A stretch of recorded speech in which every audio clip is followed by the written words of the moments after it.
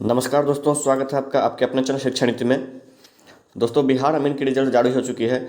इसमें आयोग की काफ़ी मनमानी चली है, कैसे रिजल्ट तैयार किया गया है, रिजल्ट में क्या क्या झोल हुआ है, वो सब आपको इस वीडियो में बताएंगे। तो अगर आप इस चैनल पर हैं तो चैनल को सब्सक्राइब कर ले, साथ ही बेल आइकन को दबा दें, ताकि किसी भी जॉब से रिलेटेड कोई भी अपडेट हो वो आपको मैं समय समय पर जानकारी दे सकूँ। तो आइए दोस्तों, सबसे पहले आपको बताते हैं कि रिजल्ट में किस प्रकार का झोल हुआ है। तो दोस्तों, आपको बता दूं कि इस वैकेंसी में जो भी पोस्ट है उस पोस्ट में नॉर्मलाइजेशन की जो प्रक्रिया थी उसको फॉलो किया गया है। अब नॉर्मलाइजेशन की अगर प्रक्रिया फॉलो किया गया है दोस्तों, तो किसी शिफ्ट में 14 नंबर बढ़ा दिया गया है। कहने का मतलब कि और किसी शिफ्ट में 3-4 नंबर बढ़ा है, जिसको कि सबसे आप हार्ड शिफ्ट कह रहे थे उसमें कम बढ़ा है, और जिसको आप सबसे लो कह रहे थे उसमें ज़्यादा बढ़ा है। अब आप समझ के चलिए दोस्तों कि अगर किसी का भी 50 नंबर है किसी शिफ्ट में और उसका अगर 14 नंबर बढ़ा दिएगा तो 64 हो गया, जबकि किसी का 56 नंबर है किसी शिफ्ट में और उसका 3-4 बढ़ा गया है, किसी का तो बढ़ाया भी नहीं गया, घट गया है। तो ऐसे में आप समझ सकते हैं कि इतना ज़्यादा कुछ भी करने का ना। अब अगर किसी का 56 है, उसका अगर 4 बढ़ा तो उसका 60 हुआ, लेकिन किसी का 50 है और उसका अगर 14 बढ़ गया तो वो 64 पहुँच गए। इससे दोस्तों ये होता है कि जो लड़के कम नंबर लाते हैं, भले ही वो नॉर्मलाइजेशन प्रक्रिया के तहत बढ़े हों, लेकिन उसका एक रेशियो, इसका एक फिक्स वो होना चाहिए। ये ऐसे ही नहीं कि हाँ 14 बढ़ा दिया किसी शिफ्ट का इतना बढ़ा दिया। आप समझ सकते हैं कि नॉर्मलाइजेशन में नॉर्मली 5-7-6 नंबर बढ़ते हैं, नॉर्मलाइजेशन में इतना नंबर 14 नंबर 15 नंबर बढ़ना ना, ये बहुत गलत है दोस्तों। कई शिफ्ट में मैंने सुना है कि 17 भी बढ़े हैं। तो ये पूरी तरह से एक तरह से, अब मान के चलिए कि किसी लड़के का 50 है, वो अपना सिलेक्शन नॉर्मलाइजेशन के तहत 67 करके ले लिया, अगर 17 बढ़ा तो, या 64 करके ले लिया, लेकिन किसी का 56 है, उसने भी अपना एग्ज़ाम अपने लेवल पे ही दिया। लेकिन उसमें हुआ क्या कि अगर आप क्वेश्चन सेट करना, ये बोर्ड का काम है, आयोग का काम है, तो अगर क्वेश्चन उन्होंने सेट किया तो उनको एक लेवल सेट करना था उसी लेवल पे। अब कोई 50 क्वेश्चन ही करता है, उसको आप 64 दे रहे हो, और कोई अगर 56 भी करता है तो भी आप उसको 58 दे रहे हो, 59 दे रहे हो। तो ऐसे में क्या होता है दोस्तों कि एक रेशियो नहीं रहती, किस रेशियो में बढ़ेगी नहीं बढ़ेगी। अगर रेशियो है तो रेशियो को अगर ऐसा करके कि मान के चलिए अगर डबल भी करके बढ़ा दिया गया तो भी उसमें गलत है दोस्तों। बाकी ये जो भी बात है वो तो आयोग के अंदर की है, लेकिन इसमें कट ऑफ जो इतना हाई गया है, हाई अभी कट ऑफ तो नहीं आया है, कट ऑफ अभी तो क्वालिफाइंग मार्क्स ही आया है दोस्तों, लेकिन उसमें हाई इसलिए दिख रहा है क्योंकि जिनके अच्छे खासे नंबर हैं उनका भी जनरल में रैंक बहुत ज़्यादा हाई जा रहा है। यही कारण है कि कट ऑफ हाई लग रहा है, और उसी रैंक के हिसाब से ही आपको काउंसलिंग के लिए बुलाया जाएगा। अब किसी का ऐसा भी हुआ है कि 47-48 नंबर है, उसका बढ़ा के कर दिया गया दोस्तों 60-65, और किसी का 56-57 है, उसका कर दिया गया है 58, और उनको जनरल रैंक लिस्ट में बहुत हाई रैंक आया है। और जो 50-52 नंबर हैं, जिसके पास 46-47 नंबर है, उनका जनरल रैंक में बहुत अच्छा खासा, मतलब 1000 के नीचे या फिर 500 के नीचे आया है। तो ऐसी गलतियां पूरी तरह से बताती है कि आयोग में किस तरह का मनमानी चला है, किस तरह से वो अपने काम को अंजाम दे रहे हैं। दोस्तों, इस वीडियो में कुछ कारण के कारण कि लोगों की प्राइवेसी डिस्क्लोज ना हो, इसके लिए मैंने इसमें प्रूफ नहीं दिखा है, लेकिन कई ऐसे प्रूफ हैं जिसको आप लोग समझ सकते हैं कि अगर वो जारी किया जाए तो आयोग की पूरी की तरह एक्सपोज हो जाएगी। अब आप समझ सकते हैं दोस्तों कि सीबीटी एग्ज़ाम लिया गया, मात्र 10,000 एग्ज़ाम है, मतलब 5 गुना ही, 5 से 6 गुना कैंडिडेट प्रेजेंट हो रहे हैं, और फिर भी अगर इतना हाई कट ऑफ जा रहा है तो ये बहुत बड़ी बात है। इतना हाई कट ऑफ दोस्तों रेलवे तक में नहीं जाता।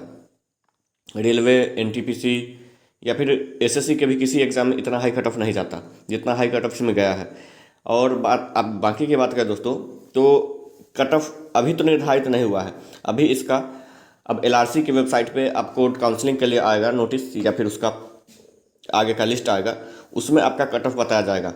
लेकिन कितना, अभी तक ये भी नहीं पता चला है कि कितना गुना काउंसलिंग के लिए बुलवाएगा, कितना गुना का रिजल्ट देगा, इसमें से अभी कुछ भी पता नहीं है दोस्तों। हालांकि अभी जो भी आया है दोस्तों रैंक लिस्ट, इस रैंक लिस्ट से आपके सिलेक्शन का भी कोई वो लेना देना नहीं है, और ना ही इससे कोई ज़्यादा फर्क पड़ता है, क्योंकि ये रैंक लिस्ट नॉर्मली है। और इसमें ये है कि हाँ, अगर आपके जो जितने सीट्स हैं आपके कैटेगरी के, उस कैटेगरी के अगर आपके 1.3 या 1.4 टाइम्स के अंदर आपका रैंक है, कैटेगरी रैंक, तो आप अपने आप को सेफ समझ सकते हैं।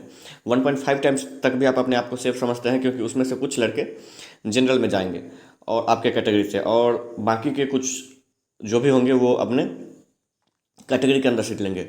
लेकिन फिर भी दोस्तों इसमें ये देखा जाता है कि यूआर में ही यूआर फीमेल को भी अटैच किया है। यूआर में जैसे वाला सेक्शन जैसे हम दोस्तों, उसमें यूआर के साथ यूआर फीमेल कर दिया है, यूआर फीमेल का रैंक भी दिया है। उसके बाद उसके कैटेगरी ओबीसी अगर है तो ओबीसी फीमेल का भी कैटेगरी दिया है, ओबीसी रैंक भी दिया है, मतलब 4-4 दिया है, और किसी को भी अंधेरे से निकाला नहीं। अब किसी लड़के का अगर 600 के आसपास रैंक है उसके कैटेगरी का, मान के चलिए बीसी में, और उसके अंदर उसे ये भी नहीं पता है कि इस 600 से पहले कितनी लड़कियां हैं जो कि बीसी के हैं, जो ऊपर हैं, कितने लड़के हैं।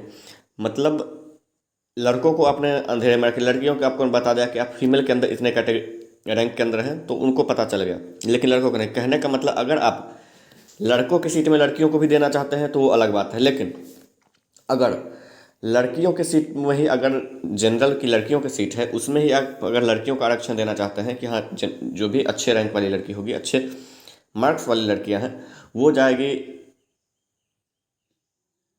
यूआर फीमेल में, तो अब उनको यूआर फीमेल का रैंक अलग रखिए।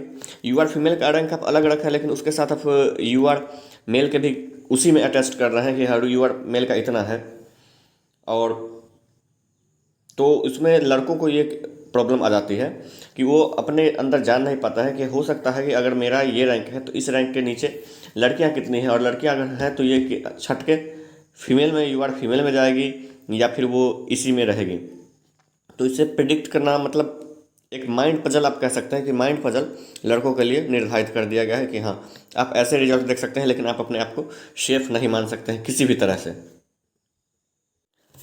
दूसरी बात दोस्तों ये कि इनको रिजल्ट के साथ ही क्वालिफाइड कैंडिडेट का जो भी लिस्ट है, एक पूरा लिस्ट देना चाहिए था। इसमें लड़के अपने आप को सेफ और अनसेफ पता कर सकते थे। दूसरी बात दोस्तों ये कि अगर आप क्वालिफाइड हैं तो आप ये नहीं समझे कि मुझे काउंसलिंग में बुलाएगा ही।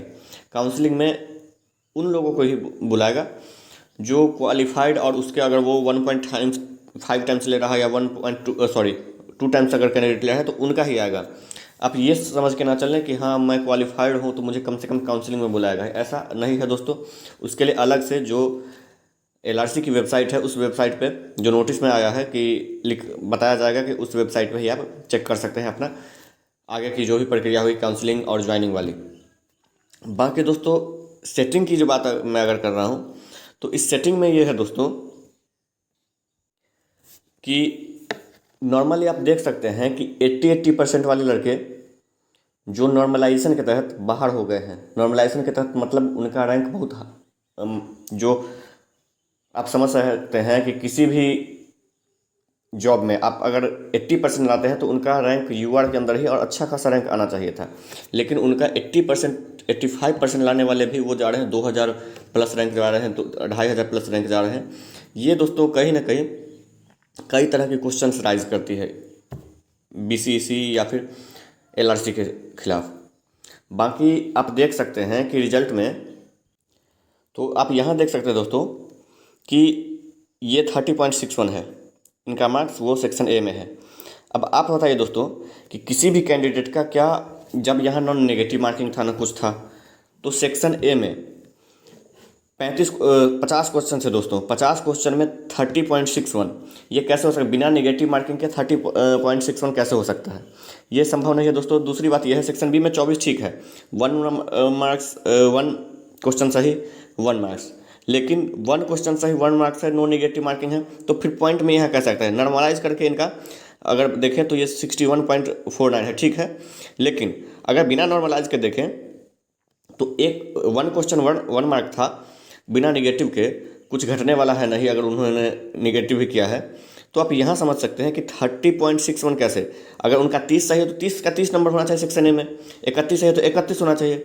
ये बीच का नंबर कैसे आया, इसमें कहीं से भी आप ये नहीं कह सकते कि इनका ये नंबर आना चाहिए।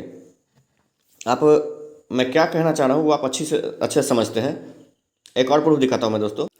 तो आप एक और देख सकते हैं दोस्तों, यहाँ पे ये देख सकते हैं कि ये 24.49, ये मार्क्स दोस्तों सोचने वाली बात है कि क्या ये 24.49 जहाँ 1 नंबर 1 मार्क्स और कुछ भी नेगेटिव नहीं है, तो वहाँ जितना या तो आपका 24 सही होगा या फिर 25 सही होगा।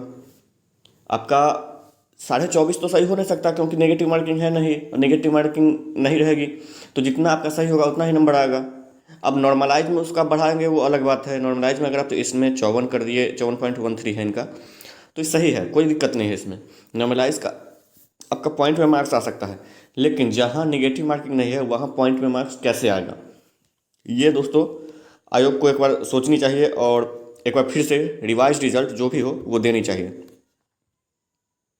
बाकी दोस्तों मेरा जो कहने का मतलब था, मैं आप लोगों को समझ सकता हूँ कि आप लोग अगर समझ गए होंगे तो मेरा ज़रूर समर्थन करेंगे। बाकी चैनल को सब्सक्राइब कर लीजिए, बेल आइकन को दबा दीजिए ताकि जो भी नई अपडेट हो किसी भी जॉब से रिलेटेड वो आपको सबसे पहले मिलती रहे। धन्यवाद। पिघला दे